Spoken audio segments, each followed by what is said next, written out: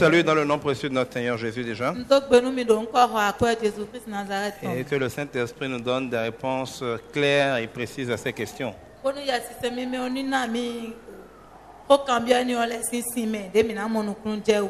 Mais avant d'oublier, je voudrais vous dire que la semaine prochaine, mercredi et jeudi, nous allons faire un séminaire de 2 jours sur comment sortir du chômage en 72 heures. C'est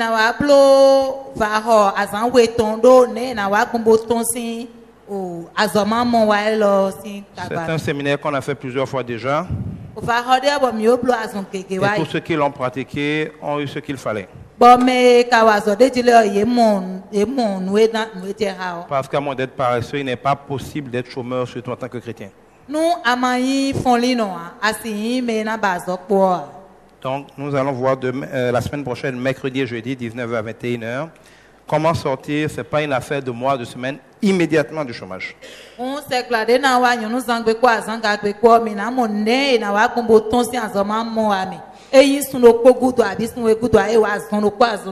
Et la semaine qui va suivre, nous allons faire aussi un séminaire de 2 jours sur comment trouver l'âme sœur. Parce que nous avons le campus du mariage et beaucoup de choses pour apprendre aux gens à vivre en couple, mais on n'a pas souvent fait des choses pour apprendre aux gens à trouver leur conjoint.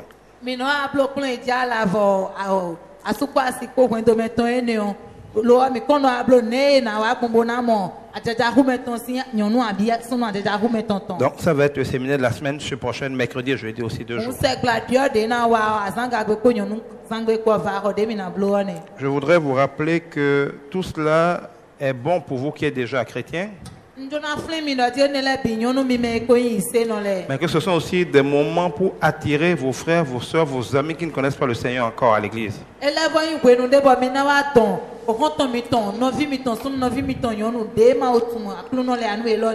Parce que l'église n'est pas une religion.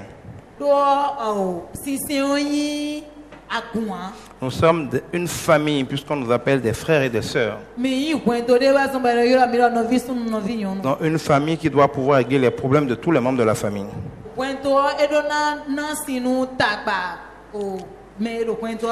C'est pour ça que quand les gens avaient faim, Jésus a demandé à ses disciples de les nourrir. Même s'ils ont dit que c'est impossible, il dit il faut les nourrir. Assez-les, nourrissez-les.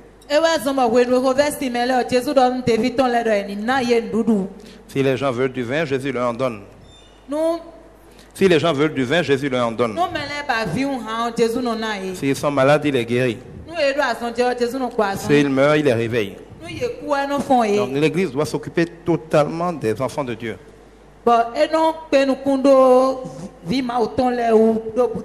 Si l'église était connue par le monde comme un endroit où on trouve des solutions, on n'aurait aucun mal à attirer les gens à Dieu.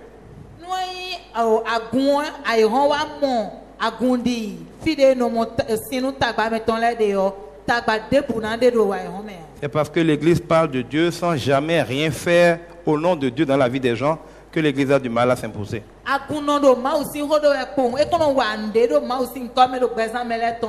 Et chaque fois qu'un païen se rend compte qu'il y a des solutions intéressantes qui marchent concrètement chez Dieu, il croit à Dieu. On n'a pas besoin de le supplier.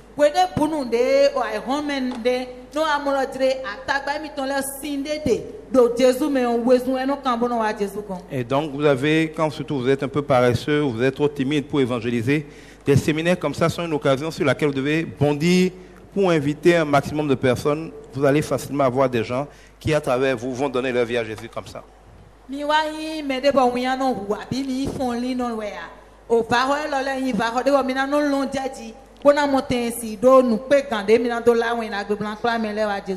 Donc profitez-en la semaine prochaine sur l'emploi, l'autre semaine sur comment trouver l'âme sœur.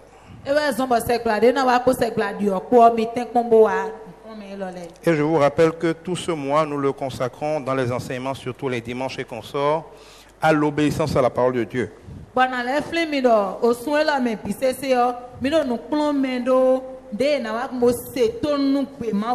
L'obéissance à Dieu vaut mieux que tous les sacrifices.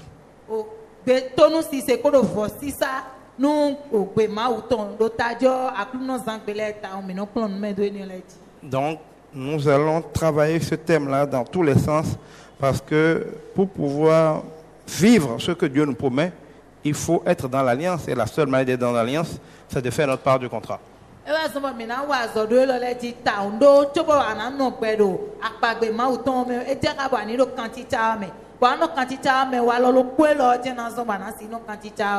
Et c'est d'ailleurs la réponse à plusieurs questions qui ont été posées. Il faut déjà se rappeler ce qu'est la vie chrétienne. La vie chrétienne. L'église n'est pas un endroit où on va les dimanches pour se blaguer, pour blaguer Dieu.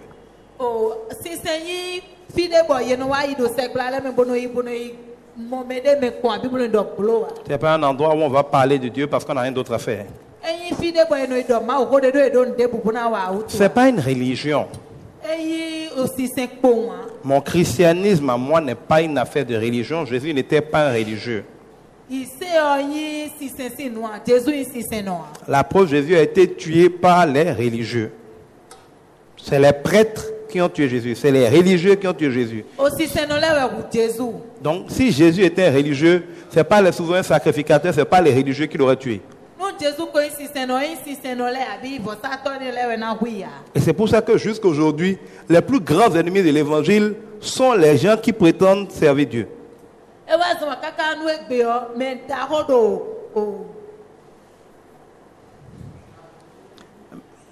Mais non sort à ma route en l'air. Et oui, mais nous c'est ma grandeur. Donc, les plus grands persécuteurs de l'évangile sont encore ceux qui devaient annoncer l'évangile.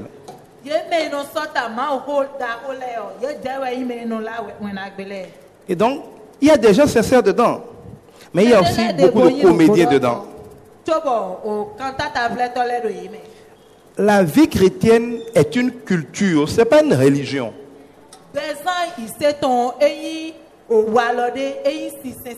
Vous allez voir, c'est comme on dit, les fonds ont tel caractère, les Yoruba ont tel caractère. C'est comme ça, on doit dire, les chrétiens ont tel caractère. Ah, c'est des gens qui aiment, c'est des gens qui pardonnent, c'est des gens qui guérissent, c'est des gens qui font des miracles, c'est des gens qui ne volent pas, c'est des gens qui disent la vérité. C'est comme ça qu'on doit parler des chrétiens. C'est une culture, ce n'est pas une religion.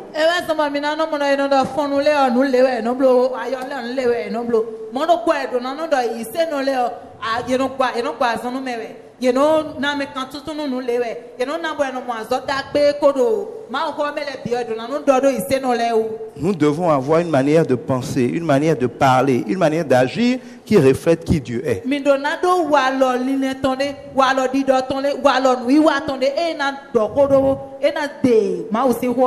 Et nous sommes des gens en alliance avec Dieu. L'alliance, c'est un contrat.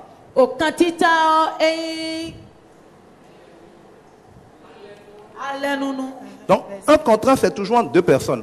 On ne peut pas faire seul un contrat. Et il n'y a pas de contrat où une seule partie fait tout. Sinon, ce n'est pas un contrat. Quand on dit alliance, quand on dit contrat, l'alliance, c'est un lien entre deux personnes.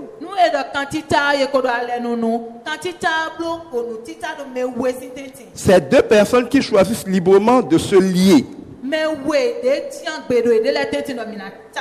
C'est deux personnes qui décident de ne plus être chacune libre de faire comme elle veut, mais de faire seulement ce que l'autre veut.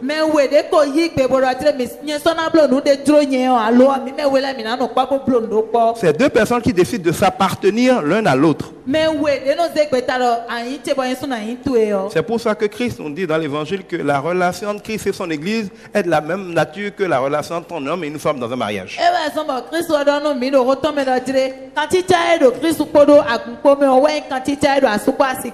Et Jésus dit par exemple aux hommes, Marie, aimez vos femmes comme Christ a aimé l'église.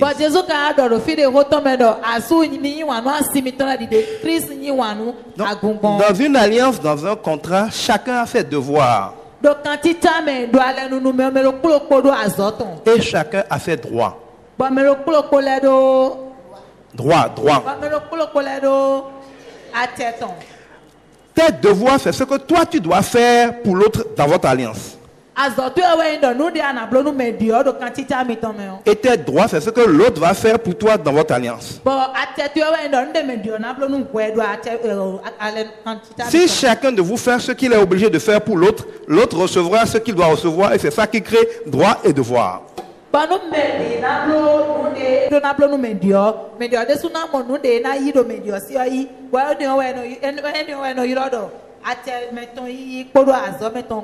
Le problème, que ce soit dans le mariage ou dans la foi, c'est que les gens sont égoïstes. Ils veulent se marier à quelqu'un pour profiter de lui sans avoir rien à lui donner.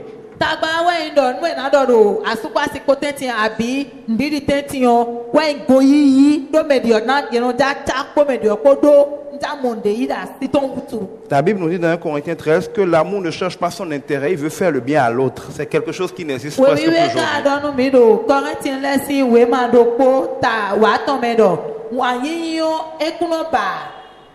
Il ne cherche pas son intérêt personnel, il cherche l'intérêt de l'autre. Et si chacun cherche le bien de l'autre, tous les deux sont satisfaits.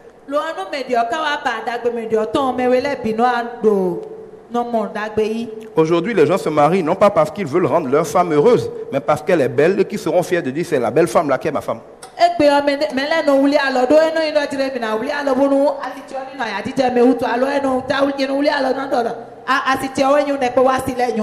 On se marie parce que c'est une femme qui travaille, elle a son petit commerce, donc elle ne me demandera pas de l'argent. C'est une bonne femme.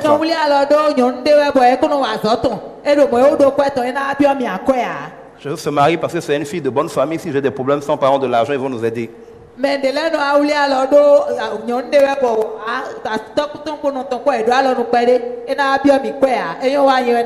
On se marie parce qu'on est fatigué de faire du pichet, de la sardine tous les soirs soi-même. Donc on cherche un esclave qui va le faire à sa place. On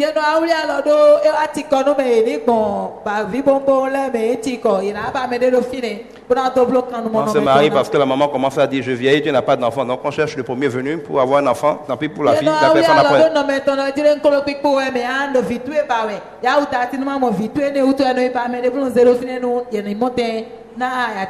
Et les femmes c'est pareil, dès que quelqu'un peut leur acheter un téléphone portable, ça s'appelle mari.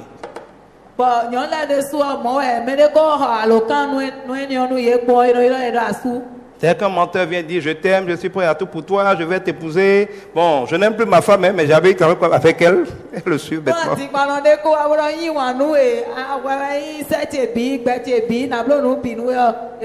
Et là on dit bon, c'est pas grave, il n'y a plus de mari. Qui a dit qu'il n'y a plus de mari? C'est toi qui fabriques les hommes pour te dire qu'il n'y a pas de mari. Dieu est mort. C'est toi qui te jettes dans le bras du premier imbécile qui arrive, c'est pas Dieu qui ne fabrique plus de mari. C'est toi qui te jettes dans les bras du premier imbécile qui arrive. C'est pas Dieu qui fabrique plus de mari. Parce que tu ne connais pas ta valeur, tu es bête. Et donc, le mariage n'est plus une alliance. Ce n'est plus un contrat sincère. Où les deux personnes se connaissent bien. Et disent, moi je suis prêt à faire des sacrifices pour le rendre heureux ou pour la rendre heureuse. Et l'autre faisant la même chose, tous les deux sont heureux sans effort.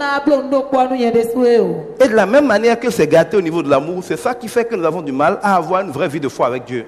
Parce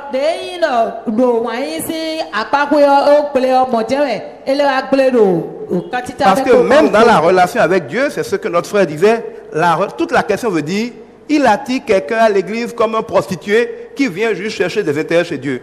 En plus, il est obligé de mentir à la personne sur ce qu'il va trouver chez Dieu. Donc tout est bâti sur le mensonge, sur l'intérêt. Dans tout ce qu'il a dit, le gars là vient comme un prostitué à l'église, il ne vient pas parce qu'il aime Dieu.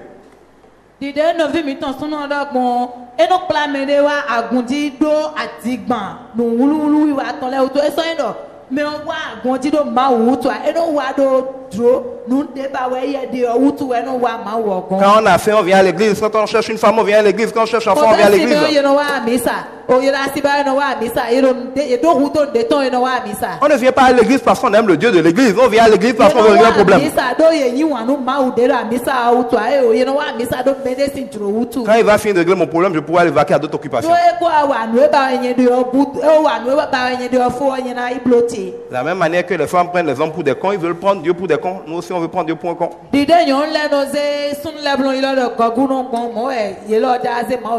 On se dit, si je peux le blaguer un peu, quand je vais avoir ce que je veux, on va gérer après. Mais moi, on n'a qu'à le blaguer d'abord. Et on vient, on fait semblant d'adorer Dieu, on fait semblant de louer Dieu. On chante des chansons auxquelles on ne comprend rien, alors qu'on s'en fout royalement de tout ça. Ce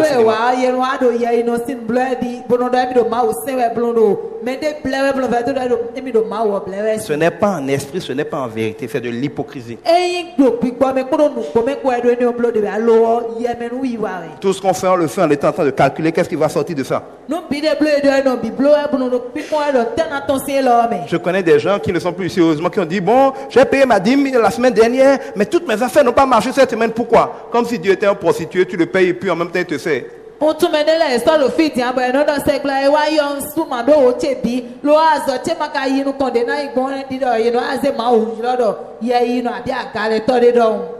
Non, c'est pas ça, un chrétien.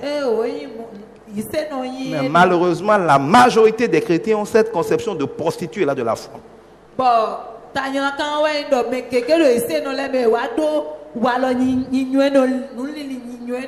L'église est remplie de personnes égoïstes qui viennent pour essayer de profiter de Dieu, pas des personnes qui sont venues faire alliance avec Dieu.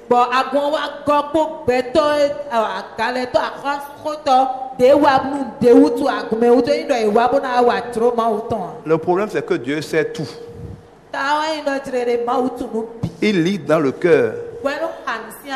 Tu peux baratiner les hommes, tu peux baratiner Dieu. Dieu regarde au cœur, il ne regarde pas aux apparences. Tu peux arriver parfois même à te mentir à toi-même, parce que des fois, on ment tellement qu'on finit par croire soi-même son mensonge. Mais Dieu ne croit pas ton mensonge si c'est un mensonge.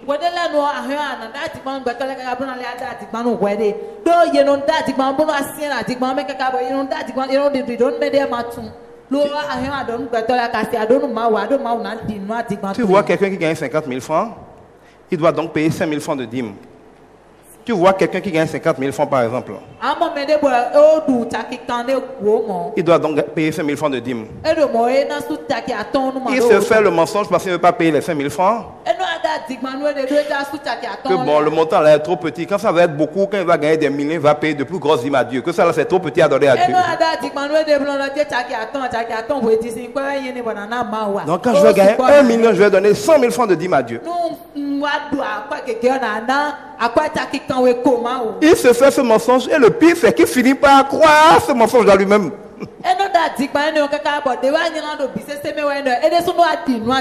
Il oublie lui-même que la vérité c'est qu'il est trop égoïste pour donner 5 000 francs et qu'il cherche des prétextes pour ne pas donner les 5 000 francs.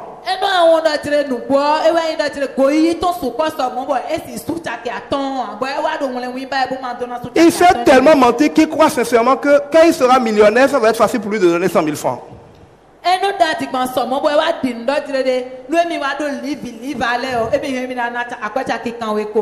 Or, il ne sait pas que Dieu dit que celui qui est fidèle dans les petites choses sera fidèle dans les grandes. Celui qui ne peut pas donner 5 000 francs à Dieu ne peut pas donner 100 000 francs à Dieu.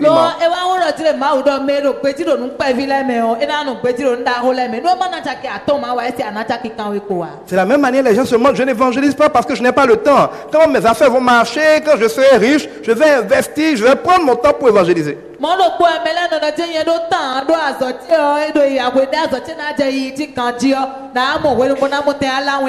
C'est un gros mensonge pour cacher la timidité, pour cacher la paresse, pour cacher la méchanceté. Timidité pourquoi? Timidité pourquoi? La timidité pourquoi? La timidité, comment on dit la timidité? Comment vous dites? Oui, voilà. La timidité, pourquoi? Parce qu'il n'a pas le courage d'aller parler devant les gens. Il oublie que c'est un esprit de force et de sagesse et non pas de timidité qui nous a été donné.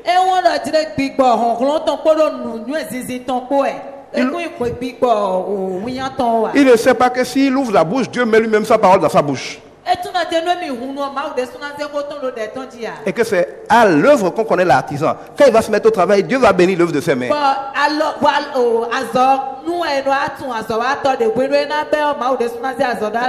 À force de s'inventer un prétexte, il oublie tout ça et croit vraiment son mensonge que bon, c'est parce qu'il n'a pas le temps encore maintenant.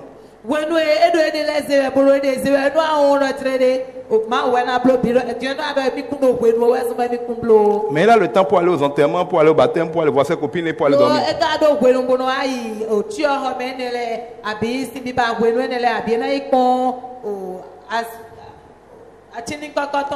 Il dit qu'il travaille, il est occupé. Il oublie que si Dieu veut, il peut le mettre au chômage aujourd'hui, il n'aura plus de travail.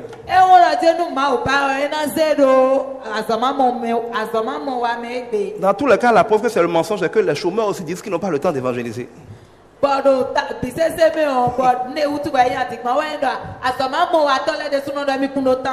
quand tu n'as pas de travail, tu ne peux rien faire pour Dieu. C'est quand tu vas travailler que tu vas faire quelque chose pour Dieu. Vous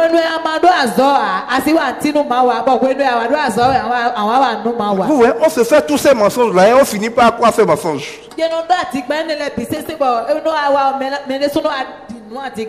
Mais Dieu ne gobe rien de ces mensonges. Regardez-moi ce petit-là, il veut me blaguer moi.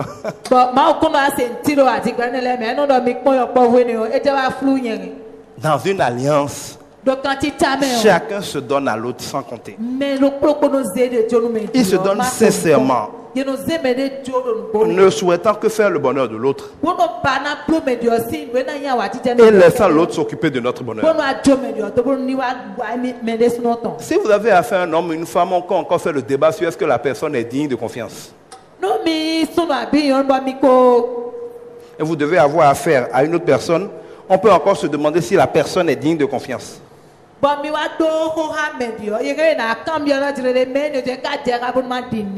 Et tu pourras dire, bon, c'est parce qu'il n'est pas digne de confiance que je fais attention. Mais quand tu as affaire à Dieu, absolument fidèle, ce qu'il dit, il le fait toujours. Quand tu l'invoques, il te répond toujours. Il veille sur sa parole pour l'accomplir. Ce qu'il t'a promis, il le fait toujours. Quand tu as affaire à Dieu là, quelle est ton excuse pour ne pas t'abandonner à lui? Quelle est ton excuse pour ne pas t'occuper simplement de ce qu'il te dit de faire en le laissant lui à son tour s'occuper de toi? C'est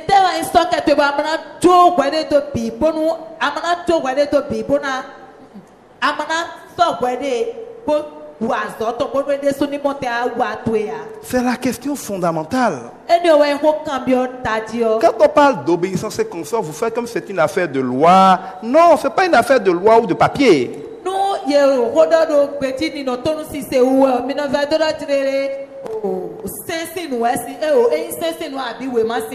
Dieu n'est pas un distributeur de bénédictions. C'est un père et c'est un époux. C'est notre père, c'est pour ça que nous prions le Notre Père. Et il dit qu'il est l'époux de l'église. Quand je connais mon père, je ne suis pas héritier parce que je suis héritier comme ça ou parce que je suis venu le baratiner ou lui mentir. Je ne peux pas ignorer mon père toute sa vie, ne jamais être là, ne jamais lui obéir. Quand je vois qu'il reste 2 jours pour mourir, je viens, je l'adore, je le loue en espérant qu'il va écrire mon nom dans son testament.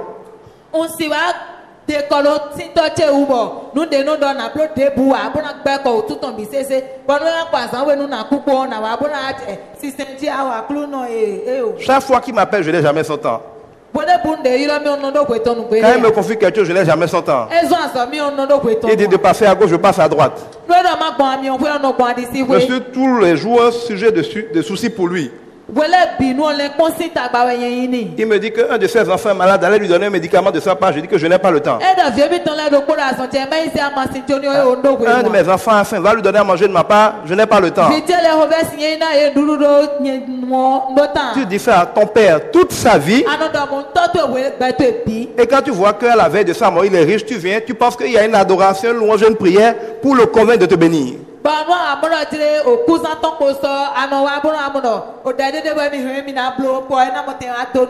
ne reçoit pas les choses de son père parce qu'on l'a prié. On ne reçoit pas les choses de son père parce qu'on l'a loué ou adoré. On reçoit les choses de son père parce qu'on a été toute sa vie son fils. Y compris qu'on n'avait rien à attendre de ça spécialement, on ne calcule pas.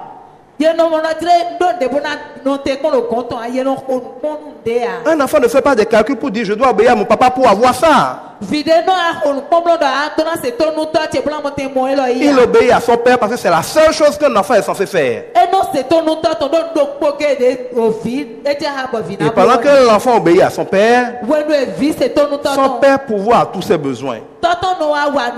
Il le nourrit, il l'habille, il le soigne, il lui paye l'école.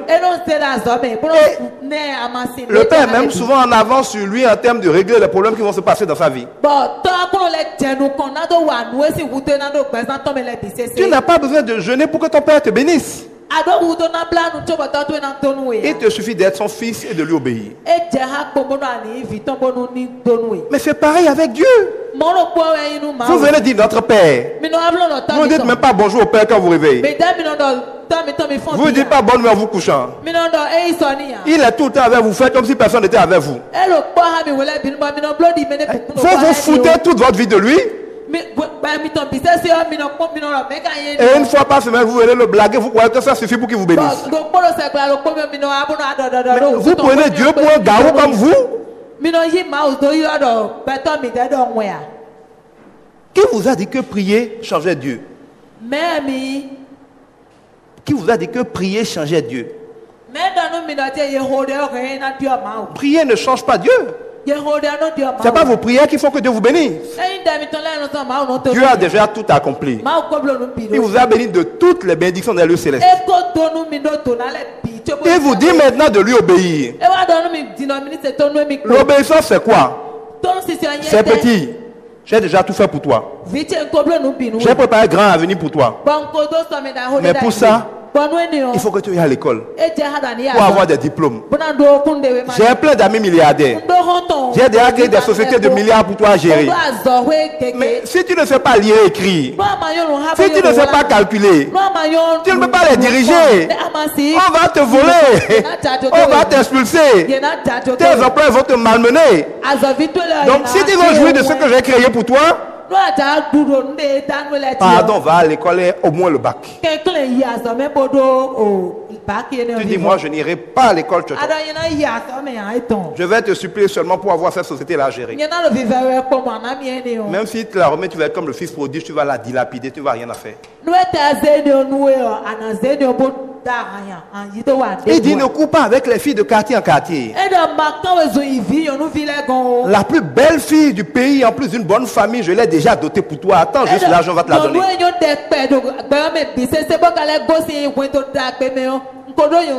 Tu ne l'écoutes pas, tu te balades à Jonké, dans toutes les prostituées qui sont dans toutes les rues. Maintenant, tu vas attraper le sida. Ton papa peut faire quoi pour toi?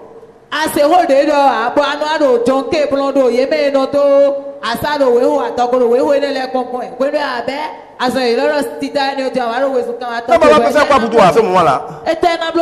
Mais tu t'écris tes propres problèmes toi-même. Tu t'écris toi-même tes propres problèmes. Parce que tu ne veux pas obéir. Tu ne veux pas faire ce qu'il a dit de faire pour être heureux. Et tu fais tout ce qu'il a dit de ne pas faire pour ne pas avoir de problème. C'est ça le problème de l'alliance. Si ce mois nous allons parler de l'obéissance, c'est pas dans le sens qu'il faut faire plaisir à Dieu. Si tu as un contrat, il faut respecter ton contrat. Je t'ai loué un appartement. C'est ton droit de rester dedans. Mais c'est ton devoir de me payer. Si tu ne payes pas au bout de 3 mois, tu n'as plus de droit, je te mets dehors. Vous aimez prendre la Bible et voir tout ce que Dieu a promis comme droit pour vous. Mais vous ne payez jamais le loyer de tous ces droits-là par l'obéissance.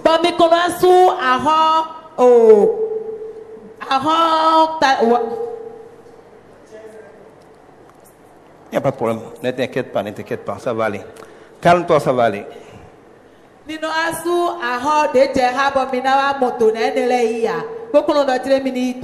Satan vous fait croire qu'en désobéissant à Dieu, vous énervez seulement Dieu. Satan vous fait croire que En désobéissant à Dieu, vous énervez Dieu seulement. Il devrait vous dire qu'en désobéissant à Dieu, vous vous sabotez vous-même, vous vous suicidez vous-même.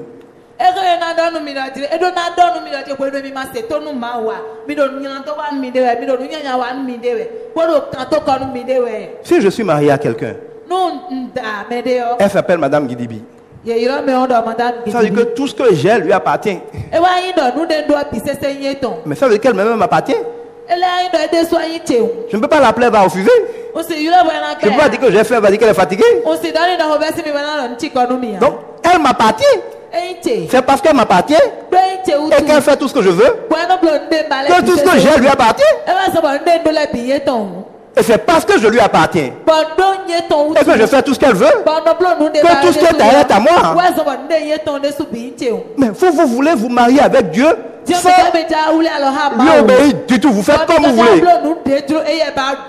Et lui fait en plus tout ce que vous voulez. Vous vous foutez le doigt dans l'œil jusqu'à l'omoplate. Et c'est la chose la plus bête qu'un homme puisse faire. Il n'y a rien de plus bête que de croire qu'on peut dribbler Dieu. C'est la bêtise au superlatif. Ou bien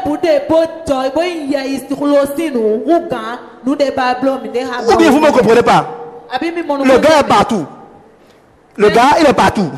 Il sait tout. Quand tu dois voir tout, tu ne peux te cacher nulle part. Et toi, tu fais ton programme. Oh. Et toi, tu vas te moquer de Dieu. Et tu es surpris d'avoir des problèmes. Parce que toi, tu étais qui pour dribbler Dieu.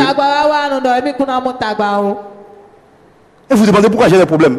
Vous allez faire quoi pour ne pas avoir des problèmes? Tous tes problèmes, tu les as en faisant ce qu'elle a dit de ne pas faire. Tu fais toujours ce que tu veux. En croyant que ça va être bien. Et Satan répond toujours par les problèmes.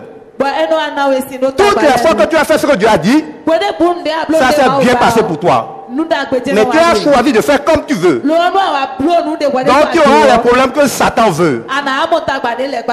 Dieu ne peut rien contre ça. Prier ne change rien à ça. Prier ne change rien à ça. L'adoration ne change rien à ça. La louange ne change rien à ça. Rien ne change à ça. C'est une loi. Les mêmes causes produisent les mêmes effets. Donc, si quelqu'un ne veut pas obéir à Dieu, il vaut mieux qu'il économise son temps et qu'il arrête d'arriver à l'église. À part que le pasteur a besoin de vos dîmes, de vos offrandes, ce qui n'est pas mon cas. Vous voyez en venant à l'église, si vous ne voulez pas obéir à Dieu, arrêtez de perdre votre argent de médias et de perdre vos dîmes et vos offrandes. Dieu ne vous donnera rien.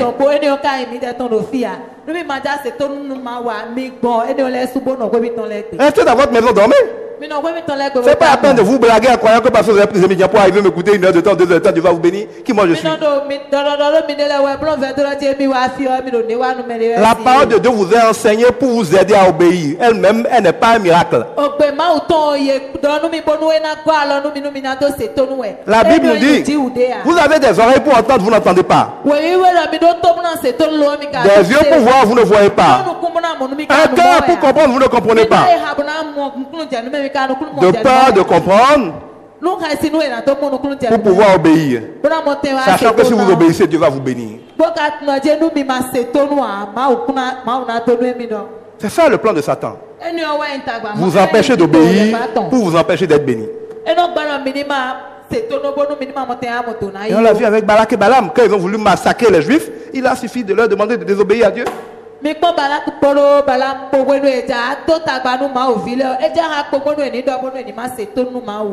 Donc, si vous n'obéissez pas à Dieu, excusez-moi, ce n'est pas pour vous insulter, hein, mais il n'y a pas de mot dans le dictionnaire pour définir ça, c'est de la bêtise.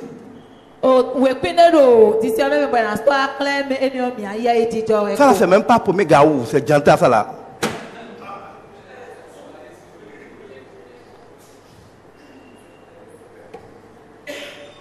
Et vous allez voir que tout ce qui vous paraît bizarre dans la foi est lié à ça.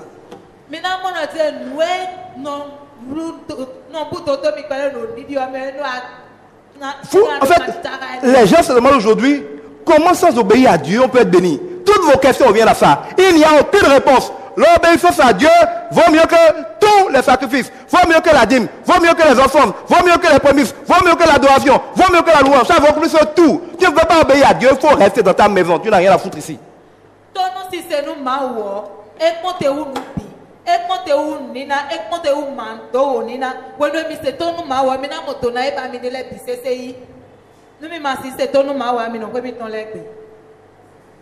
Il n'y a pas d'onction, il n'y a pas de man of God, il n'y a pas de délivrance. Rien ne remplacera jamais l'obéissance à Dieu. Si ça existait, tu aurais fait ça pour Jésus, pour qu'il n'ait pas obéi en allant à la croix. Si Jésus n'a rien eu à faire pour échapper à la croix, il a fallu obéir. Et que l'obéissance se conduise à la croix, tu ne peux rien faire pour être béni en contournant l'obéissance.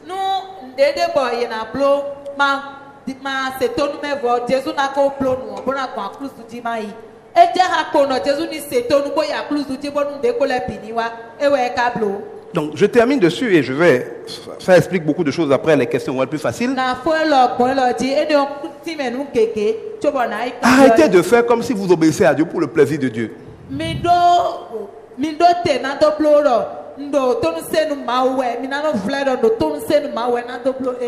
Pour faire plaisir à Dieu. Ou bien pour me faire plaisir à moi. Moi, je n'en ai rien à cirer. Vos problèmes ne sont pas mes problèmes. Et vos problèmes ne sont même pas les problèmes de Dieu.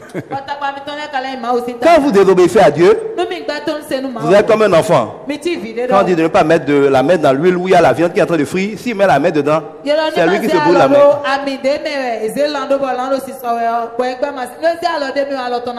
Quand la maman le frappe, quand elle est là, c'est pas parce que la maman gagne quelque chose, c'est encore pour le protéger que la maman le frappe afin que jamais sa main n'arrive dans l'huile.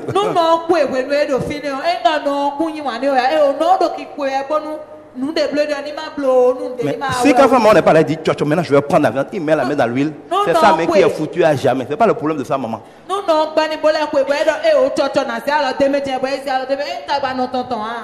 Le salaire du péché, c'est la mort. Chaque fois que nous péchons, quelque chose meurt en nous. Chaque fois, hein? Je n'ai pas dit des fois. Chaque fois que nous péchons, quelque chose meurt en nous. Ta joie meurt. Tu vois, quand tu fais le péché, tu perds la paix. Toi-même, tu n'es plus à l'aise. Tu viens de tuer ta paix. Tu viens de tuer ta joie. Tu viens de tuer ton onction. Tu viens de tuer tes bénédictions. Tu viens de tuer ta gloire. Sans compter beaucoup de choses. Des fois, tu tues ta santé. Tu tues ta dignité.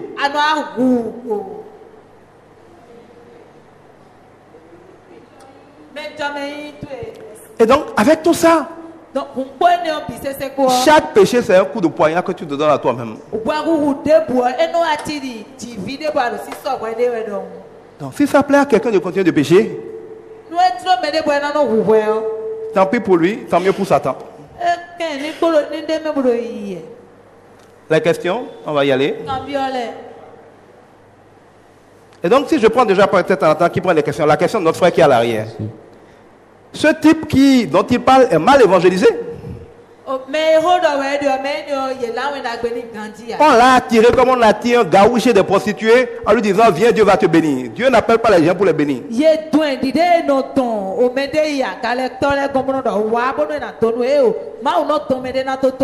C'est vrai que Dieu bénit. Mais on ne vient pas à Dieu pour être béni. Mon papa fait tout pour moi. Parce que c'est mon papa. Si quelqu'un rentre dans ma maison, il peut chanter, il peut danser, il peut louer mon papa, il peut adorer mon papa, il peut se couper les oreilles pour mon papa. Mon papa va faire pour lui ce qu'il peut, mais il ne fera jamais comme il fera pour moi. Ce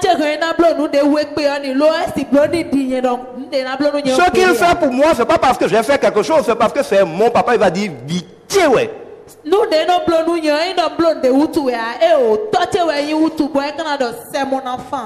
la seule chose à faire pour être béni, c'est d'être son enfant. C'est pas de courir après lui. Au lieu de se concentrer pour être un enfant obéissant à Dieu, les gens veulent faire comme ils veulent et voir comment ils peuvent manipuler Dieu pour être béni. On ne manipule pas Dieu.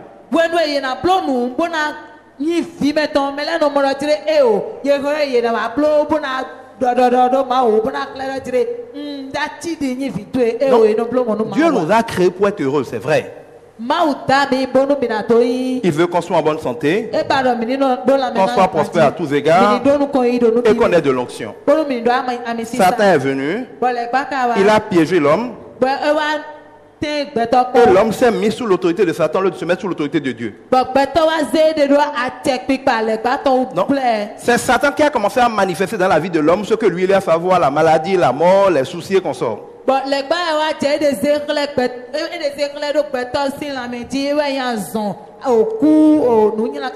Jésus est venu dire, je vais payer le prix. Dans le jardin d'Éden, Dieu avait créé l'esprit de l'homme à son image. Et après, il lui a formé un corps. Et donc, le corps devait être soumis à l'esprit. Et l'esprit devrait soumettre l'ensemble à Dieu. Satan est très fort. Il est venu piéger l'homme. Dès qu'il a piégé l'homme, l'homme a plutôt obéi à la chair. Et la chair et l'homme ont tué l'esprit. Donc, au lieu d'être un esprit avec un corps qui obéit à Dieu, l'homme est devenu un corps sans esprit qui appartient à Satan qui est le maître de ce monde. Donc, Satan a commencé à malmener la chair comme n'importe quoi. On arrive au carrefour de la croix. Jésus dit maintenant ceux qui veulent là peuvent changer de chemin. Moi, je ne suis plus un esprit à l'image de Dieu seulement. Je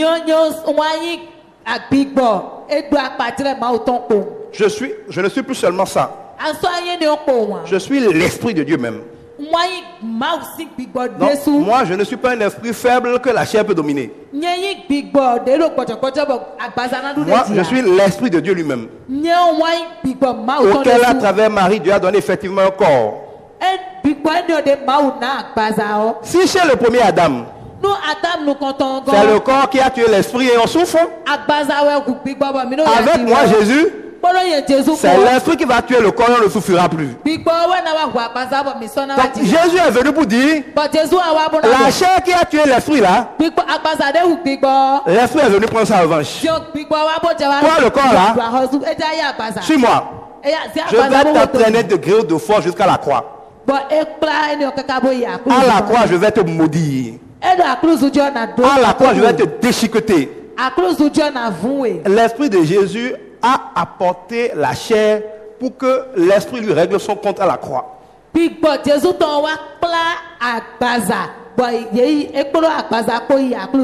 avec Jésus, c'est l'esprit qui est né et la chair est morte. Et comme cet esprit est en obéissance à Dieu, Dieu peut à nouveau construire cette personne-là à travers son esprit vers la bénédiction. Évangéliser quelqu'un, c'est de lui expliquer qu'il a des problèmes parce qu'il n'a pas d'esprit de Dieu, parce qu'il n'est qu'une chair que Satan va continuer de malmener.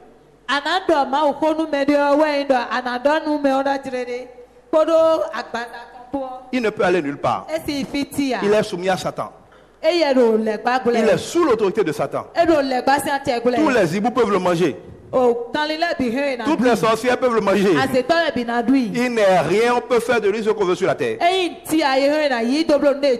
chair d'un homme n'est pas différente de la chair d'un singe, d'un mouton, d'un bœuf. C'est la chair. Les sorciers le boufferont toujours. Mais c'est ça. Si tu veux vivre que de la chair, on va te traiter comme toute chair, la chair des moutons aussi. Les sorciers vont t'utiliser pour faire tes regards le soir. Si tu es fatigué d'avoir une vie de chair,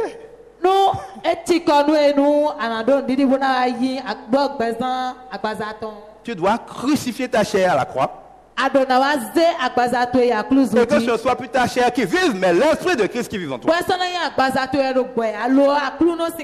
Or, l'esprit de Christ a autorité sur tout, y compris sur Satan. Donc quand l'esprit de Christ est en toi, tu deviens enfant de Dieu. Et si tu es enfant de Dieu, tu deviens héritier de Dieu. Dieu nous a aimés pendant qu'on était encore dans le péché, pas quand on a commencé à adorer. Donc, si tu deviens enfant de Dieu par l'esprit de Dieu, tu es héritier de Dieu. Si tu es héritier de Dieu, tout ce qui est à Dieu est à toi. Sa gloire est à toi. Sa gloire est à toi. Sa santé est à toi. Sa prospérité est à toi. Son onction est à toi. Donc, si tu deviens son enfant, tout ce qu'il est à toi. Donc la seule chose à faire, c'est devenir son enfant. Il va s'occuper de toi. Mais tout enfant s'occupe aussi de son père. Obéir à son père. De naître de nouveau, c'est pas de venir se servir à la boutique des bénédictions chez Dieu. C'est de devenir un enfant de Dieu. Regardez quand nous on est là. Un âge, on est pressé de sortir de chez nos parents pour être libre. Parce que papa dit tu ne peux pas rentrer passer 21 heures. La fille là, tu ne vas pas sortir avec 7 minutes jupe là. Ce gars qui t'appelle à 2 h du matin là, c'est qui? Quand papa commence à faire ça, on dit non, puis après tout, je suis déjà grand, je vais aller vivre tout seul quelque part. Mais tu oublies quoi? Pendant que tu étais chez papa, papa te fatiguait avec la loi. Mais tu ne te demandes jamais qu'est-ce que tu vas manger. Aucun propriétaire vient te demander le loyer. Tu ne dois de l'argent à personne. Tu es là. Quand on prépare la nourriture, tu ne supplie même de manger. Viens là-bas, nous, quelqu'un va nous. Et tu crois que la vie est douce comme ça? Le jour où tu dis maintenant je suis grand, je vais aller pour l'appartement. Tu pars. Tu es libre. Tu vas commencer à découvrir la vraie vie. On va te couper le courant. Tu n'as même pas l'argent pour acheter la bougie. Tu fais mort subite avec de l'eau encore. Mais c'est ça la vérité. Il faut comprendre ce que c'est que Dieu. Et tous les problèmes que tu n'avais pas avant, tu découvres que tu les gères. Pourquoi? Tu es sorti du royaume de ton père. Tu n'as plus voulu la justice de son père. Et tu es devenu libre. Libre de gérer tes problèmes. Oh, l'enfant dit, c'est pour ça après les adultes disent, ah, les enfants, ils ont une belle vie. Qui t'a offert toi d'être un enfant? J'ai dit, le royaume des cieux appartient à ceux qui ont le cœur comme un enfant.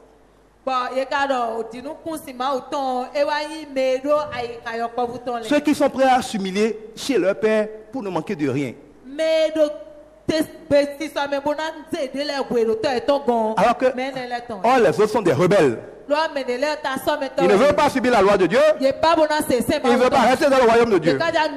Non, ils sortent, ils rentrent dans le royaume de Satan. Et après, ils commencent à dire à Dieu de s'occuper de Satan pour eux dans le royaume de Satan. Si tu es fatigué de vivre avec Satan, reviens à la maison de Dieu.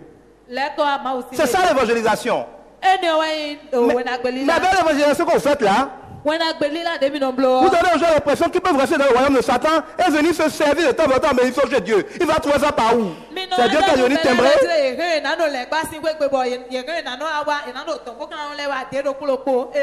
C'est parce qu'il va blaguer votre pasteur en le voyant une fois par semaine qu'il va être béni. Il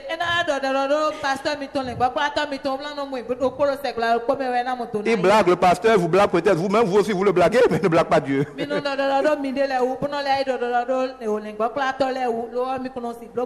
Il n'a pas donné sa vie à Jésus. Vous lui avez dit de dire quelque chose pour être béni. Il a dit la chose, il n'a pas cru du cœur. Et vous aussi sachez qu'on ne peut pas donner ce qu'on n'a pas. L'évangélisation se fait d'abord par témoignage. L'évangélisation se fait d'abord par témoignage.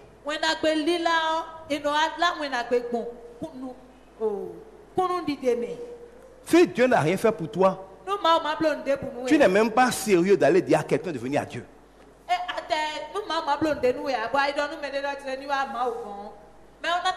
Non, il faut qu'on se dise la vérité. L'évangile, c'est la bonne nouvelle. Si toi, tu n'as reçu aucune bonne nouvelle, tu vas dire quoi aux autres? On dit, viens après, j'ai entendu que toi, tu n'as rien reçu, tu vas donner quoi à qui? Donc, si tu n'as pas de témoignage, si toi, tu cherches, tu ne vois pas qu'est-ce que Dieu a fait pour toi. Et ils te font mentir pour dire que Dieu est vivant. Heureusement que le gars n'a pas donné sa vie à Jésus avec toi, sinon il est foutu.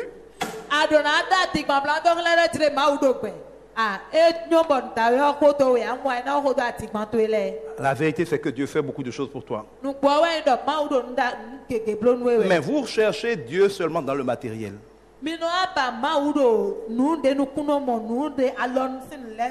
Dieu n'est pas un banquier. C'est vrai qu'il est le maître de l'or et de l'argent. L'argent n'est qu'un des moyens par lesquels Dieu bénit. Il y a des gens qui ont des millions dans leur compte. Et puis qu'une crise, ils meurent. Toi, tu n'es pas mort aujourd'hui. Il y a des gens qui ont de l'argent. Ils sont malades. Ils payent leur évacuation sanitaire aux États-Unis. Ils payent leur évacuation sanitaire aux États-Unis. Arrivé là-bas, ils meurent. Et on prend encore de l'argent pour payer le cercueil zingué pour les ramener. L'argent n'est pas la bénédiction. Mais il y a des gens qui n'ont pas un fonds pour aller à l'hôpital.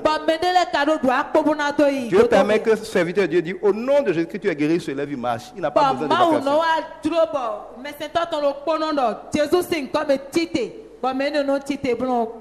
Il y a des gens qui ont l'argent. Il faut regarder dans leur sac. Il y a plein de médicaments. Un médicament pour respirer. Un médicament pour le cœur. Un médicament pour la tension. Un médicament pour dormir. Un médicament pour avoir des relations avec leur femme. Ils ont des médicaments pour tout tellement ils sont malheureux.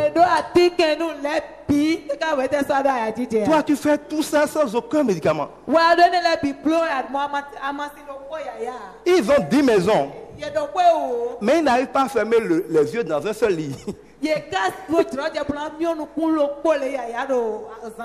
Ils ont 10 femmes. Comme il vient le dire, il n'y en a pas une seule qui est vraiment leur femme.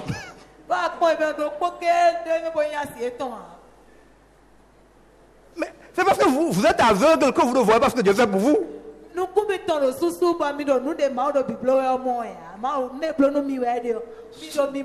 Ce que tu dis là, et que toi-même tu n'as pas compris c'est quoi? La paix du cœur est le premier cadeau que Dieu nous donne. Parce qu'il est le prince de paix.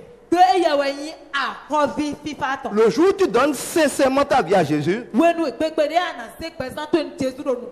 la première chose que tu sens, c'est comme si un grand poids sort de ta vie. Tu sens que tu es léger, quelque chose s'est passé. Tu ne vois rien, mais tu dois sentir une grande paix que tu n'as jamais sentie. Sinon, tu n'es pas encore né de nouveau.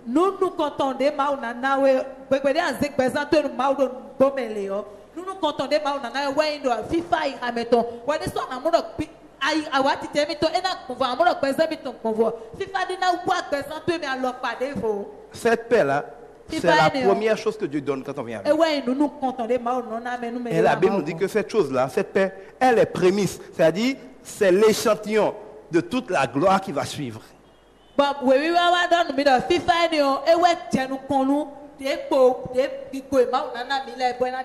Dieu n'a jamais promis aux chrétiens de ne pas avoir de problème. Il a même dit qu'ils auraient beaucoup de problèmes. Il faudrait qu'ils prennent leur croix au quotidien pour le suivre. Il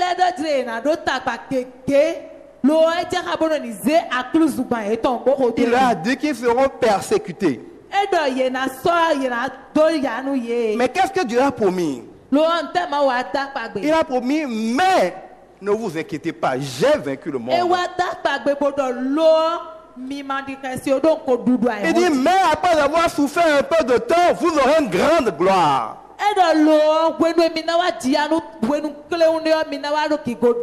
Quand Satan te fait souffrir, rien ne sort comme bénéfice de la souffrance.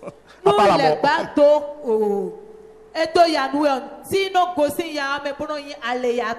Quand Dieu permet que tu souffres, il te glorifie toujours d'avoir souffert.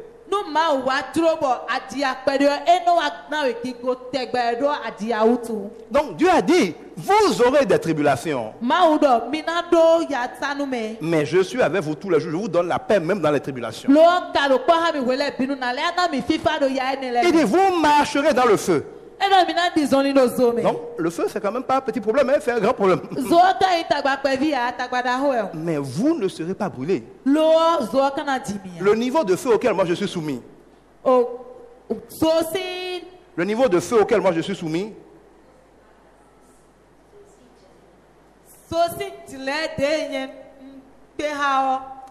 Si un païen rencontre ça, il va piquer une crise, il aura déjà l'hypertension, il aura beaucoup de problèmes. Oh, moi je suis dedans. Si je te dis même pas, tu ne vas pas savoir que j'ai des problèmes parce que l'une des bénédictions de Dieu, c'est justement d'être dans le feu et tout le monde croit que tu es dans la glace. C'est ça qui est arrivé à Méchak, à Abed-Négo et consorts. Donc tu n'as pas besoin de mentir pour lui expliquer pourquoi tu es joyeux alors que tu n'as rien. Tu es en train de subir la bénédiction que dans le feu. Nous on est comme un climatiseur. Le feu est là, mais nous on est un climatiseur. Ça ne veut pas dire qu'on est dans le climatiseur. Mais pour nous le feu est comme climatiseur. C'est ça la bénédiction que tu ne comprends pas.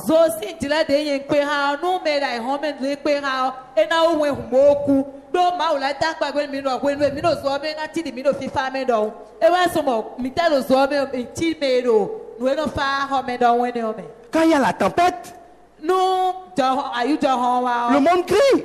Quand il y a la tempête, moi je peux dire non Jésus, silence. Et je sais que la tempête va se calmer. Donc on peut être dans le même bateau. En cas de tempête, certains ne dormiront pas, moi je dormirai. Ça, c'est une bénédiction. Il faut expliquer au monde que Dieu nous donne la paix dans le monde. Il ne nous fait pas quitter du monde pour dire qu'on est enfant de Dieu.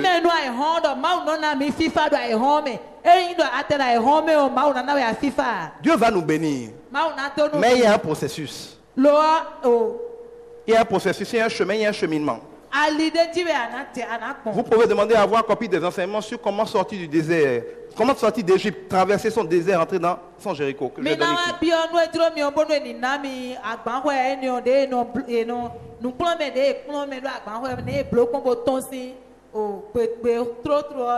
Parce que nous sommes dans le monde, mais quand nous sortons du monde, nous ne rentrons pas dans la gloire immédiatement. Dieu nous fait traverser comme les Juifs le désert. Le désert où on reçoit la loi, où on n'a pas l'obéir, on n'a pas le louer. Il y a un chemin.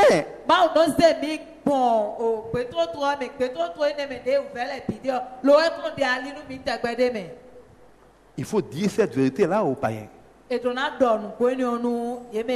On sort du monde pour aller dans la gloire, on ne sort pas du monde pour être parachuté dans la gloire. On traverse le désert.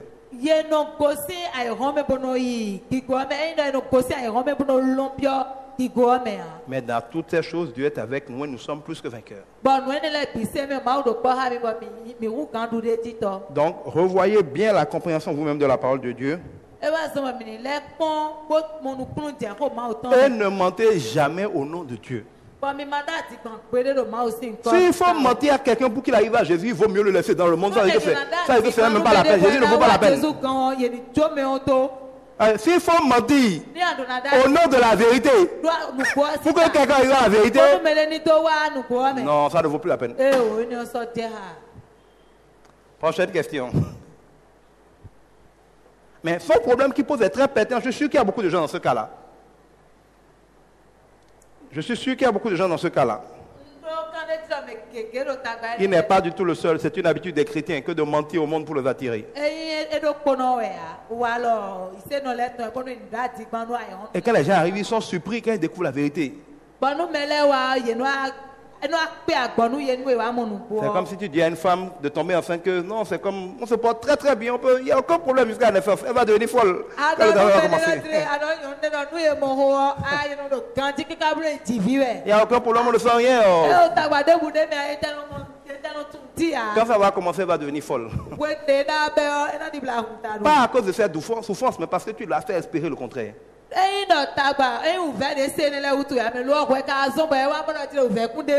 Mais quand tu l'as prévenue, elle affronte les douleurs en étant psychologiquement préparée.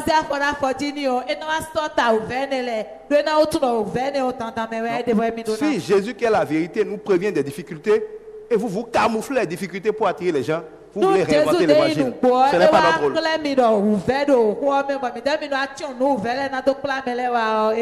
Ne réinventez pas l'évangile.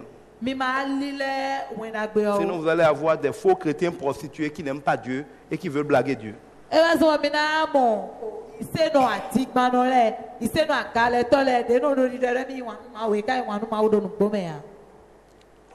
Conformément à la Bible, qui peut-on appeler serviteur de Dieu?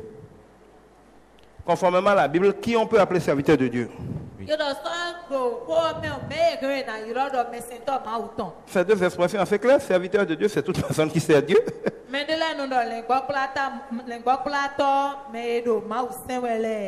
Non, même serviteur de Dieu, ce n'est pas forcément berger. L'engboklato, c'est berger. C'est différent de serviteur de Dieu. Voilà. Donc, serviteur, c'est messentor, ce n'est pas l'engboklato qui est plutôt berger, pasteur. Et donc, un serviteur de Dieu, tout chrétien doit être un serviteur de Dieu. Jésus n'a pas dit allez annoncer la bonne nouvelle, faites des fidèles ou bien des membres ou bien des chrétiens. Il dit faites des disciples. Un disciple est forcément un serviteur.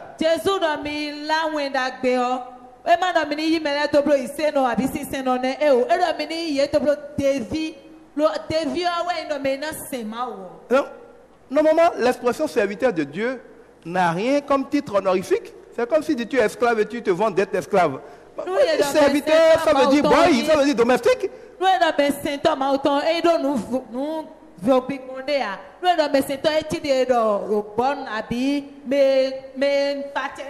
je ne sais pas pourquoi les gens vont prendre le nom serviteur de Dieu pour faire le malin. Est-ce qu'être bonne peut faire le malin? Dire ah, je suis la bonne de Yaïbouni, tu vas faire le malin pour ça? Bonne, c'est bonne? Ou bien, bonne, c'est bonne? Non, moi je ne vois pas pourquoi le serviteur de Dieu va faire le malin jusqu'à ce que quelqu'un qui n'est pas serviteur va s'appeler serviteur. Moi je ne vois même pas à quoi ça sert.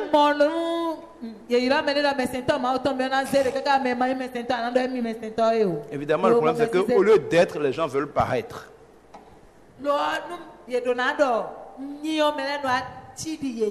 Ils passent tout leur temps à ressembler à quelque chose. On veut être bishop, on veut être révérend, et puis on fabrique les mots qui ne veulent rien dire.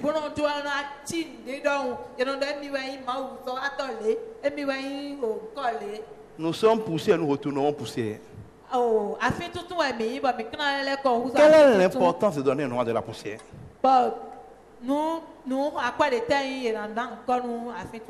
On fait les tombes des gens en marbre. Le fait que ta tombe soit en marbre, c'est ça qui va t'empêcher de pourrir comme tout le monde?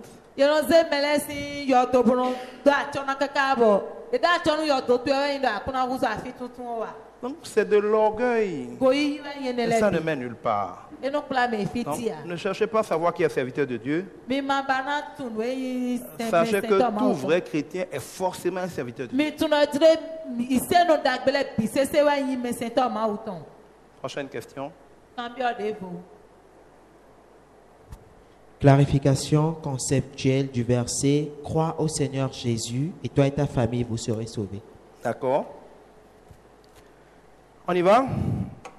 Alors, quand Dieu promet quelque chose,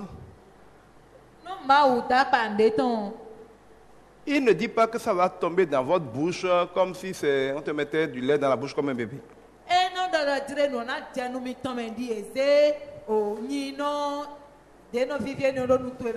Dieu a fait des bénédictions à Abraham.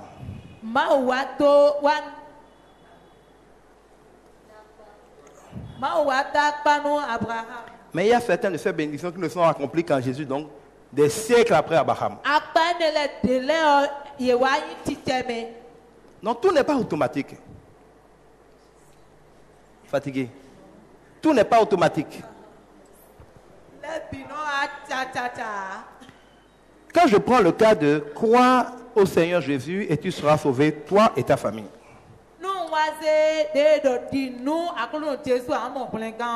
Nous avons ici un enseignement sur comment la femme chrétienne peut gagner son mari au Seigneur. Cherchez à l'écouter.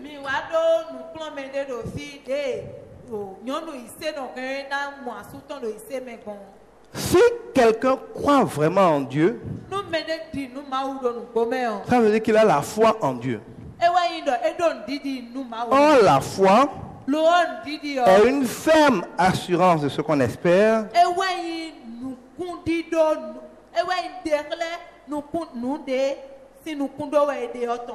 Donc là, tu as dit la deuxième partie, d'accord? Donc, est la démonstration de ce qu'on attend. L'autre, c'était la ferme assurance de ce qu'on attend.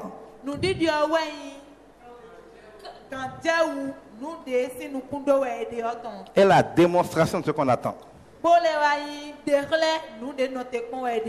Ça veut dire que si tu as vraiment la foi, tu vas faire ce que la parole te dit de faire. Et c'est parce que la foi te fait faire ce que la parole dit, que la foi peut te donner ce que la parole dit.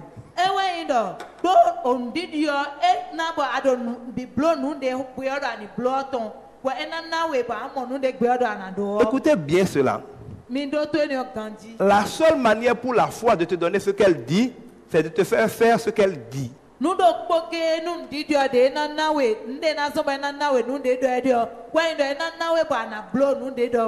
C'est pour ça que Dieu dit que sa parole ne sort pas sans accomplir ce pourquoi elle est sortie.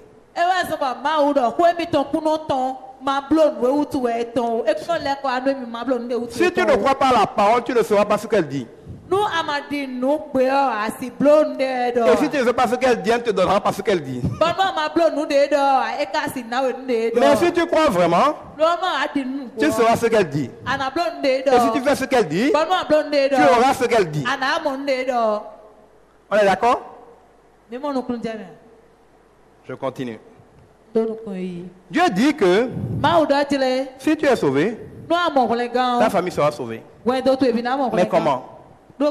C'est parce qu'on voit aujourd'hui à l'église. Si tu es vraiment quelqu'un qui est ton épouse, est-ce que tu peux rencontrer le Seigneur et t'en foutre qu'elle vienne au Seigneur ou pas?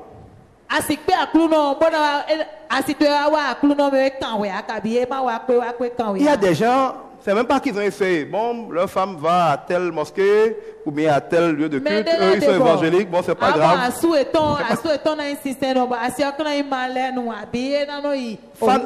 Ça ne les dérange pas de dire chacun n'a qu'à faire ce qu'il veut.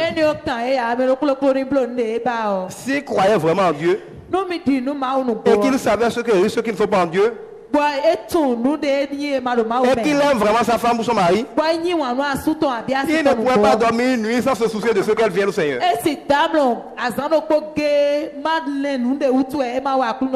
S'il sait qu'en Dieu, lui, il est nouveau, il est complètement renouvelé. Que si son conjoint reste dans le monde, lui n'est pas renouvelé. Donc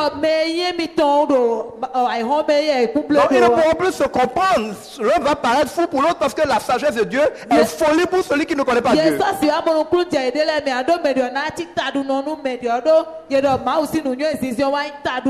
ils vont tout le temps se disputer. La nuit et le jour ne peuvent pas coopérer. Donc ils ne pourront pas passer une nuit sans intercéder pour que le second vienne au Seigneur. Si c'est ses enfants et qu'il est un vrai chrétien, le Seigneur dit, donne, enseigne les bonnes voies à tes enfants, quand ils grandiront, ils ne s'en détourneront pas. Si tu es un vrai chrétien, tu enseigneras à tes enfants la crainte de Dieu. Ta vie va être pour un témoignage. Ta vie va être pour eux un témoignage. Quand ils sont malades, tu vas prier pour eux, ils vont guérir. Ils vont te voir évangéliser, ils vont t'accompagner à évangéliser. Ils vont te voir manifester l'humilité. Tout enfant imitant ses parents. Tu ne peux pas être chrétien, tes enfants vont t'imiter, ils ne vont pas devenir chrétiens, c'est pas possible. Dieu dit dans 1 Corinthiens 13, l'amour est doux. L'amour est patient. L'amour ne désespère jamais. L'amour se sacrifie. L'amour croit tout. L'amour n'est pas jaloux. Et ainsi de suite. Si en tant que conjoint venu au Seigneur, tu manifestes ce caractère-là, tôt ou tard, ton conjoint va être séduit par Dieu. Quand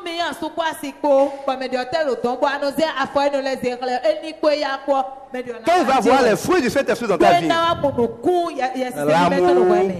la bonté, la patience, la maîtrise de soi, la foi, la piété. Quand on va voir ça dans ta vie, comment dire, elle a dit ou il va être obligé, il va d'abord avoir peur et il va vouloir savoir qu'est-ce qui se passe dans ta vie. Si tu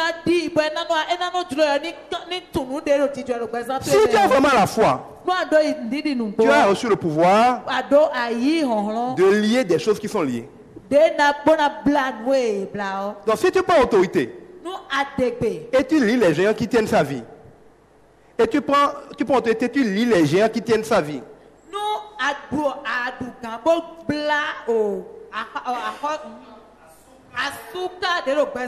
Et tu la déconnectes des liens familiaux, des malédictions familiales, des démons familiaux. Elle va être libérée.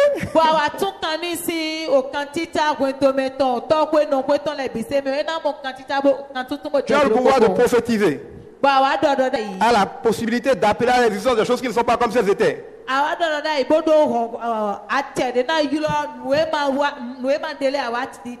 Prophétise sur sa vie.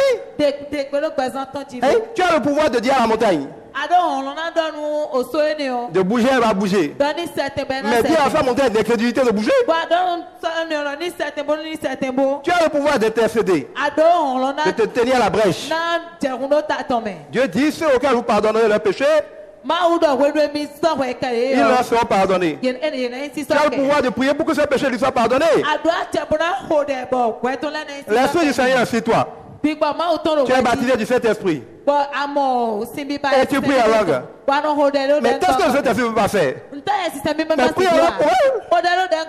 L'Esprit du Seigneur est sur toi. Il t'a envoyé pour délivrer les captifs, libérer les opprimés, vaincre les démons qui assurent la vie des gens, déclarer le jour de vengeance de l'Éternel et proclamer l'année de grâce. Tu as fait tout ça dans sa vie, ça n'a rien donné. Non, souvent on ne fait pas grand chose. On dit seulement j'attends que mon conjoint vienne à Jésus.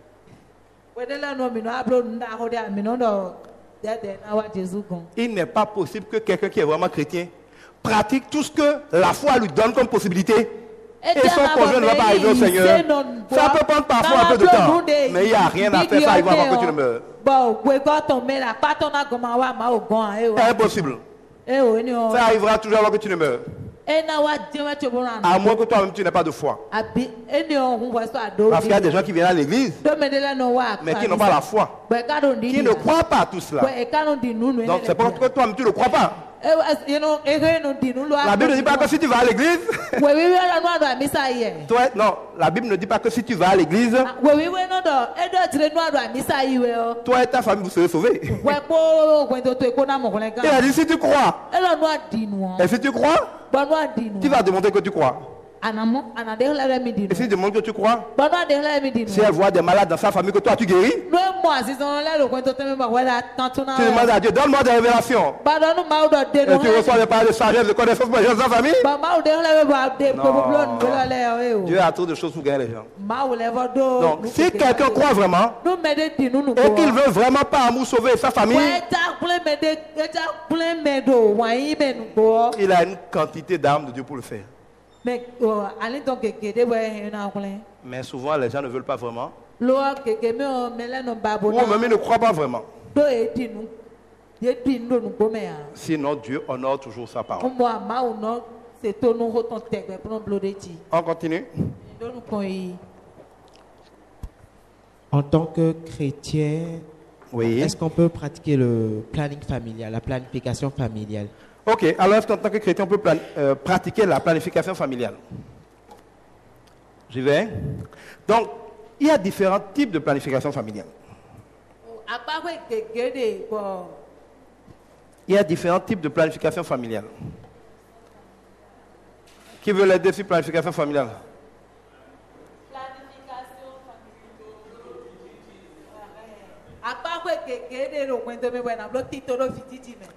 Et pour savoir, toutes les méthodes ne sont pas bonnes et toutes les méthodes ne sont pas mauvaises.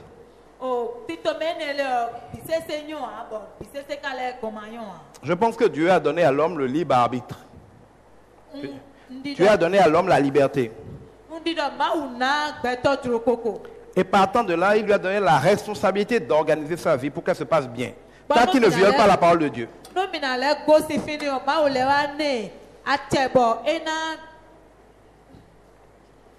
Un ato, présentons. Et Dieu dit que celui qui s'assoit, qui commence à faire un chantier, sans s'assurer qu'il a les moyens de le terminer, est un insensé.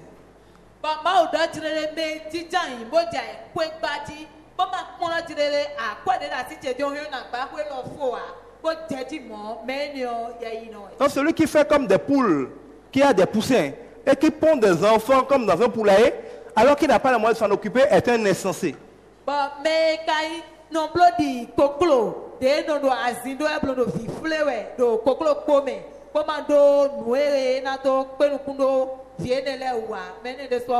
La preuve, la Bible dit que si un chrétien n'est pas capable de pouvoir besoin de sa famille, un païen est meilleur que lui.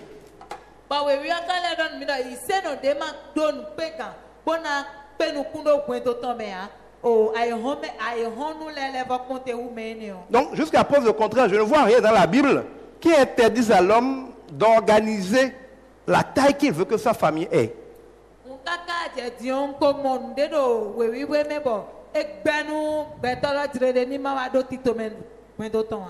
Et quand Dieu dit que nous devons nous multiplier, être féconds, il ne parle pas que de vos enfants physiques, il parle surtout de vos enfants spirituels. Il faut gagner beaucoup d'âmes pour le Seigneur, c'est les enfants spirituels. Je connais d'ailleurs un pasteur qui dit que si vous ne pouvez pas évangéliser pour remplir l'église, il faut au moins faire des enfants pour que dans 20 ans, il y a beaucoup de gens à l'église. C'est vrai que les deux sont pareils.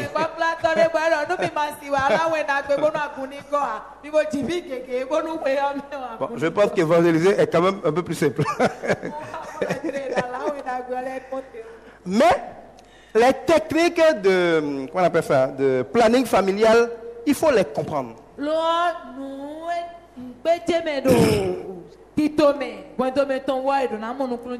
Parce que c'est la manière dont la technique fonctionne qui peut être conforme à la parole de Dieu ou non. Il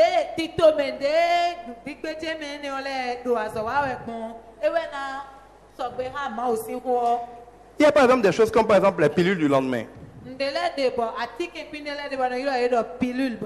Ou d'autres techniques qui consistent à laisser les gens concevoir un enfant, comme l'avortement par exemple, qu'ils appellent l'interruption volontaire de grossesse, qui n'est qu'un mot gentil pour dire avortement, assassinat d'un bébé.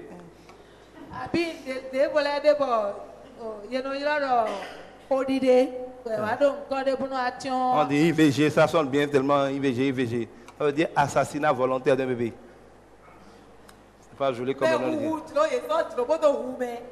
Donc, certaines techniques consistent à laisser l'enfant être conçu et après à le tuer. Ça, c'est du crime. Et la Bible dit clairement, tu ne tueras pas.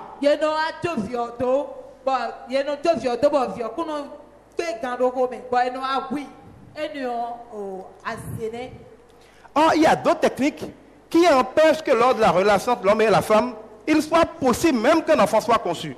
De mon point de vue, cette technique ne devrait poser aucun problème.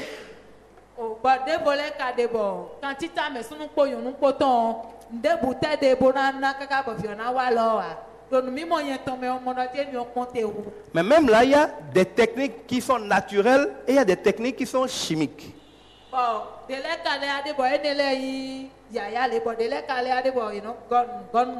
vous parlez par exemple du diaphragme, pour ceux qui le connaissent, c'est quelque chose qui est parfaitement naturel, c'est juste un objet qu'on place et qui empêche la conception, ça n'a aucun effet secondaire, ça n'a rien de chimique. Diaphragme, je crois, hein. C'est la femme qui me confirmeront.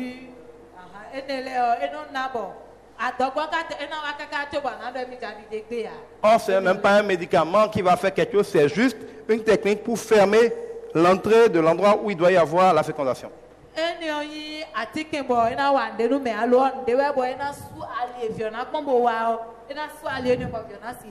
C'est un peu comme le préservatif côté des hommes, même si ce n'est pas exactement la même chose.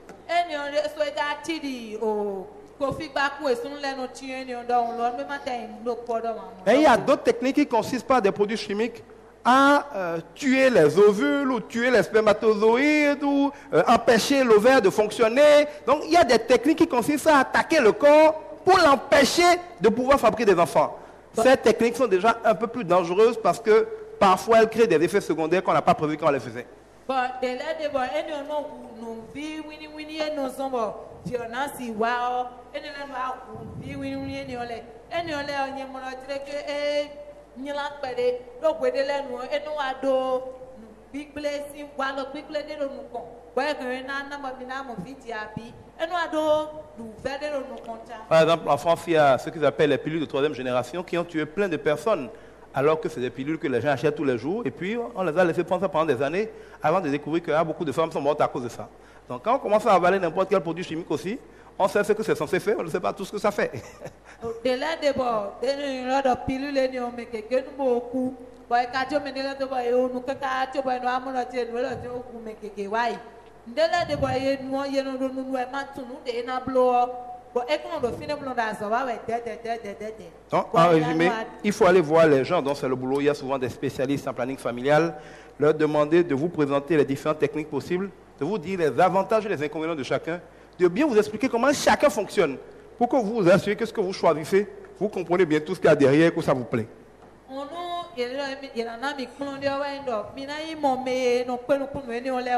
Mais si on venait là, mais bon, on mi donne l'olé, non bleu. Et le, bon, et mi, si met ton gantier, mi n'a mon mais dans tous les cas, l'avortement ou interruption volontaire de grossesse est à bannir. C'est un crime. Ce n'est pas différent de prendre un bébé qui est né à la maternité de le tuer. C'est un crime. Il n'y a aucun autre nom pour ça.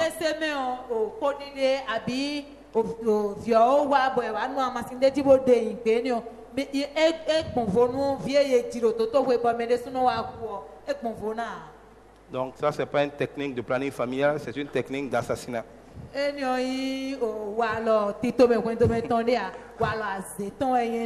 On continue avec les questions. Que faire si nous n'arrivons pas? Si quelqu'un a fait ou fait faire un avortement, quand il veut se confesser à Dieu, qu'il se confesse comme un tueur. Il ne faut pas dire, bon, non. La confession, là, c'est la confession pour un assassinat. Il ne faut pas mentir à Dieu. Si tu as fait faire un avortement, c'est un assassinat. Il ne faut pas blaguer Dieu. Il faut dire, Seigneur, je viens de tuer un bébé. Il ne faut pas te blaguer, vouloir blaguer Dieu sur ça là aussi. Oui, Anno. Que faire je ne dis pas qu'il va te parler, il va te pardonner. Mais il faut bien lui dire ce que tu as fait. Tu as tué. Il ne faut pas dire que tu as fait un IVG pour te blaguer sur le dos.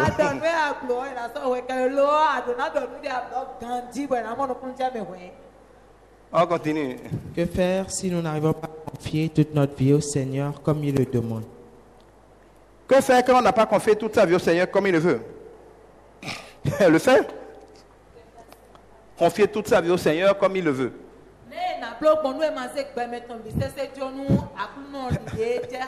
Mais le faire? Le faire? Dieu ne veut pas la mort du pécheur. Il veut qu'il se répande.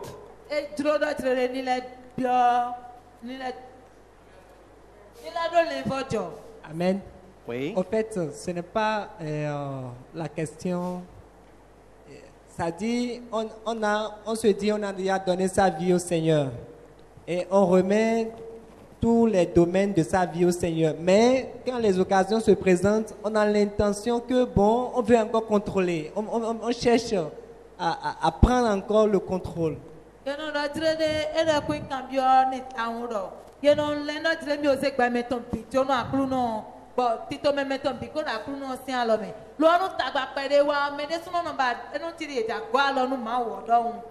Plaise à Dieu, on va y revenir lors du mois. Plaise à Dieu, on va y revenir sur ce sujet lors du mois. Mais demandez un enseignement qu'on a donné sur comment marcher concrètement par l'esprit et non par la chair. Vous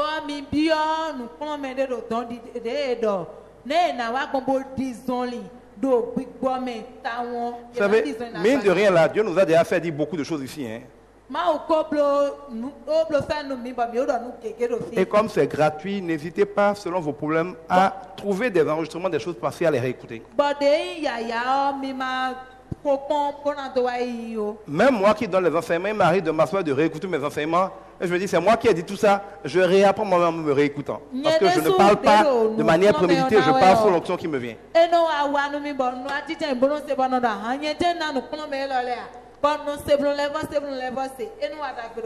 Donc la question qui se pose là, c'est comment prendre votre croix au quotidien.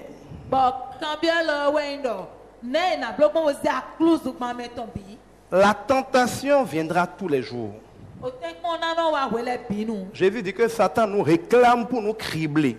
Jésus le legba o bibia mi we bona le monte zi mi. C'est-à-dire pour nous éprouver, pour nous tamiser. Bona to temi kpɔn bona jami. C'est un peu comme les femmes tamisent le maïs sur les agbadias là. Eti de go nyon le no wa jan, e no ata Non, ba. quand Satan prend les gens et les met sur le tamis, il y a des gens qui passent rapidement en enfer, mais les gens qui sont un peu gros vont rester au-dessus du tamis. No legba ze gbetele bo sodo o sasa to ne le di o mendele de bo eteno ya obi oso o me ble ble ble. Mais- Do mendele de bo no agenu, e no. C'est ça que ça veut dire, Satan vous réclame pour vous tamiser, c'est ça, pour vous cribler. Legba do mi bia bona tami kon. Et qu'est-ce que Jésus a dit? Bo eta Il dit, Jésus. je vais prier pour que votre foi ne faillisse pas. E do na o de bonu didi mi ton ni ma wa. Vous savez, ce qui vous fait passer le test de Satan, c'est votre foi. Nu de no na bo mi no ayi te kon legba to me didi mi ton Je e. ne dis pas seulement vos croyances, hein, Ndo didi mi ton kede ame. la foi. La foi, c'est à la fois la croyance en ce qu'on a dit et la mise en pratique de ce qu'il a dit. La foi n'est pas que conviction, elle est action. Nu didi o yin nu mi mo kede ele yin wiwa. Bon didi o we yin didi nu de do kodo biblo ton ko. Exactement. C'est-à-dire que quand on dit la foi là, tout le monde voit le côté ferme assurance. Mais on oublie le côté démonstration de ce qu'on attend. Nu ye don didi o me bino mo do o.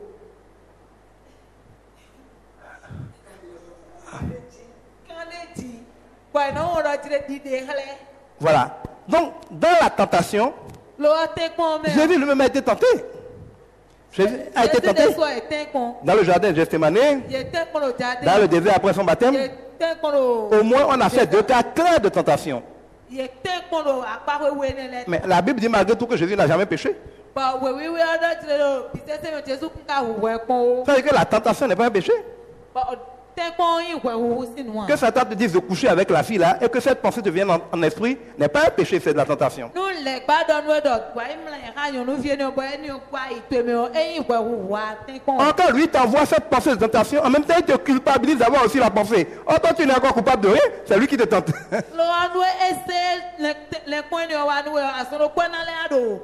Ukwa to we do dire ale nu le kon lo aka oplo ame. Oh, quand tu te sens coupable, tu ne te sens plus digne de prier. Quand tu te sens plus digne de prier, tu le sens plus t'es dans le spirituel contre lui et lui te met KO. C'est ça la technique de Wa Satan. azoro po we so amoro dire mi wu we bo asana si do kana do hode a. Ba ma do kambo hode bo sek pe se do ya. Fine me we ye no adu do. Parce que tu n'as pas la foi, tu ne connais pas tout ce que Dieu a dit. do adon didi atunu de ma do le bia. Dieu dit que la foi vient de ce qu'on entend de la parole de Dieu. But ma do didi no ko si nu de no se do ma o si. Quand Satan a tenté Jésus, Jésus a été con comme ça. il dit, mais il est écrit que, But Jésus ka do il est aussi écrit que, ele bo yin wi wala. pour résister à la tentation, Bon we na do il faut répliquer par ce qui est écrit. e na do adu te kon ju ato na do nu de wala on. Donc quand Satan te tente, Nu le gba te we kon. tu dois connaître suffisamment la parole Ado na tun ho.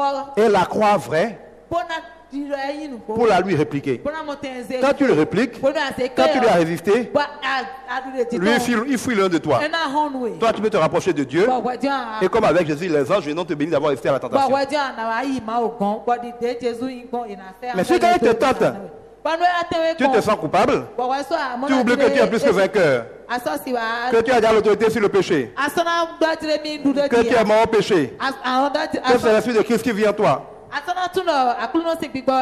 Si tu oublies tout ça, tu te sens petit, tu te sens coupable.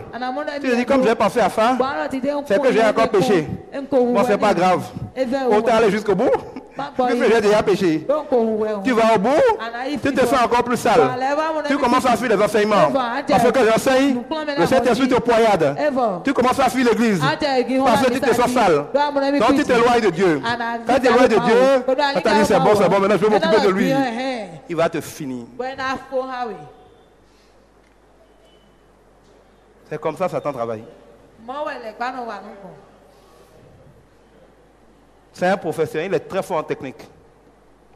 C'est un professionnel, il est très fort en technique. Il est trop tard, on va s'arrêter là. mina no telo fini. Mais tout le mois, je vais revenir sur cette question importante. Bon so me bio na le ko wa kan bio ta di lo. Mais cherchez à écouter le séminaire sur comment marcher concrètement par l'esprit et non par la Bon mi chair. babona se ne no wa gbomno dison li bon me. Et cela va beaucoup vous aider concrètement. Bueno na gwa lo no mi tam.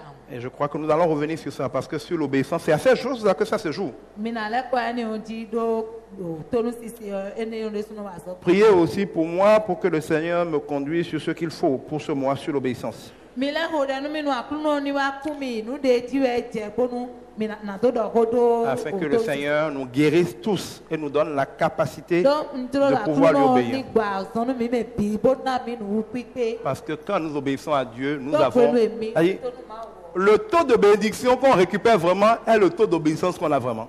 Oh, tona de mi no mo yo we tona atire nu tire kan ko de mi no mo yo we tire kan ko to si se. Je vous donne ce dernier exemple pour vous l'expliquer. Je vous donne ce dernier exemple pour vous l'expliquer. Mana mi konde we lo bona to ti menu. Et les gens du service juridique comprendront ce que je dis.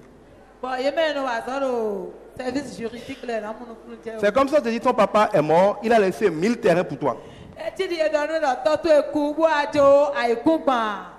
Oh. Tu as des milliards en terrain.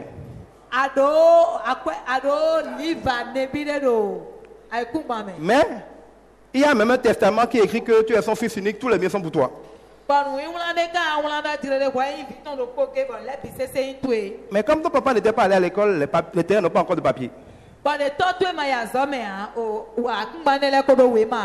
loi te dit qu'il faut prendre chaque terrain, aller lui faire papier à la mairie, affirmer, faire le titre foncier, faire la liquidation de la succession, faire le jugement d'homologation. Quand tu finis ça pour un terrain, tu vas prendre ce terrain-là.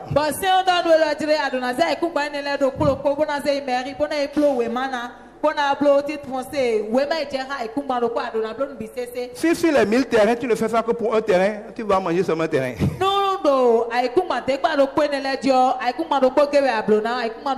tu fais ça pour 10 terrains, tu vas manger l'argent de 10 terrains. Si tu fais ça pour 200 terrains, tu vas avoir l'argent de 200 terrains. Ceux qui tuent les 1000 terrains sont là pour toi et t'attendent. Mais tu peux te balader sur les terrains tous les jours, tu ne vas pas mettre un fois de leur argent en poche tant que tu n'as pas fini les papiers. Tu vas manquer de 100 francs pour acheter du gari en te baladant sur les terrains de ton papa qui a fait Michel 300 millions.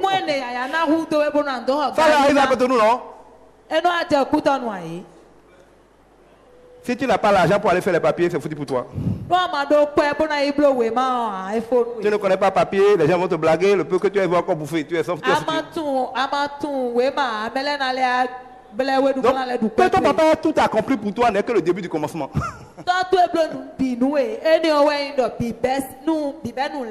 Et c'est d'ailleurs là que les oncles, les tantes vont se lever pour essayer encore de te tuer. Hein. Comme l'ennemi c'est là pour essayer de te tuer parce que tu es héritier. Si tu es malin et que tu obéis vite à la loi, tu vas récupérer quelques-uns bouffés avant de mourir. Mais si tu restes là, dormir, manger, aller chanter, danser, tu ne fais pas les papiers. Tu vas vivre comme un mendiant alors que tu es milliardaire. C'est ça votre vie, c'est ça ma vie. Héritier de tout en Dieu et n'ayant pas de quoi acheter un gari. Ce mois est le mois où nous devons apprendre à faire les formalités. Il faut aller chercher au moins quelques-uns des terrains pour bouffer avant qu'ils soient total. On se lève pour la prière de clôture.